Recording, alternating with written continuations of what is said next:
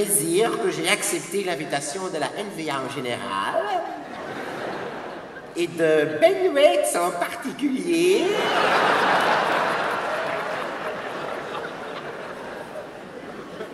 Oui, il a un peu l'air de Tom Lanois, hein, pour venir prendre la parole ici ce matin. Dames en heren, ik ga ook Nederlands praten.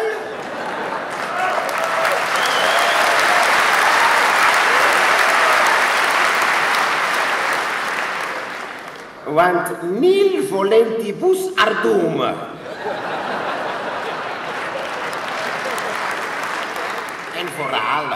En vooral, ik wil eerste minister zijn van iedereen, zelfs van Flaminganten, want het is waarschijnlijk de laatste keer dat een Waal eerste minister van Vlamingen kan zijn.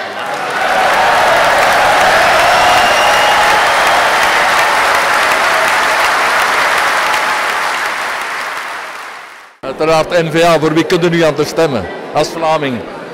Omdat ik al sinds mijn jeugd Vlaming ben, uiteraard. En dat is een logisch gevolg van het Vlaming zijn. Ik wil in Vlaanderen wonen en niet in een kunstmatig land. Ja, uiteraard. Dat is maar een goede kandidaat, dus meneer De Wever, Bart De Wever. Dus, ja. Wel, we zijn heel benieuwd natuurlijk naar de resultaten. En we hopen dat we na een hele lange tijd socialisme toch een verandering kunnen teweegbrengen op het schoonverdiep. Want er is toch wel degelijk wat verandering nodig. Ik kom zelf op voor Ekeren, een district in Antwerpen. En daar komen wij vooral op voor de decentralisatie, meer bevoegdheden voor de districten. Zodat wij zelf onze dorpskern in handen kunnen nemen en de nodige verbeteringen doorbrengen.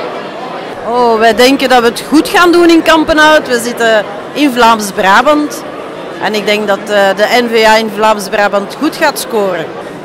Omdat wij geconfronteerd worden met de opruk van Franstaligen en anderstaligen in onze gemeenten die gelegen zijn rond Brussel. Ja, waarschijnlijk wel natuurlijk.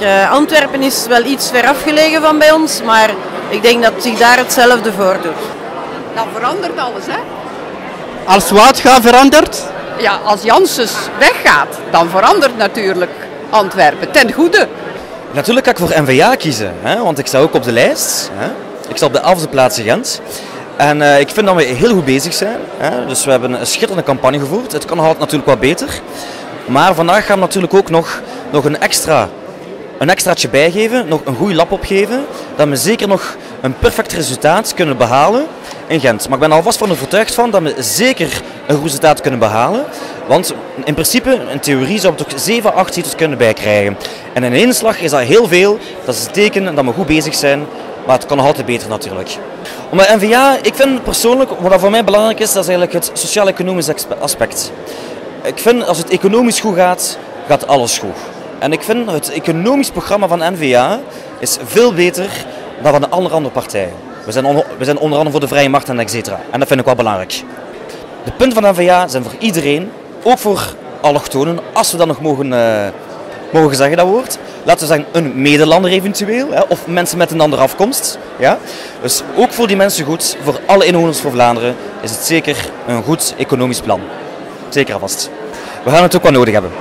Morgen is de beste dag voor de Vlaanderen. Iedereen gaat veranderen. We beginnen van Burgerhout op. Men is toen voor de Burgerhout en de Vlaanderen.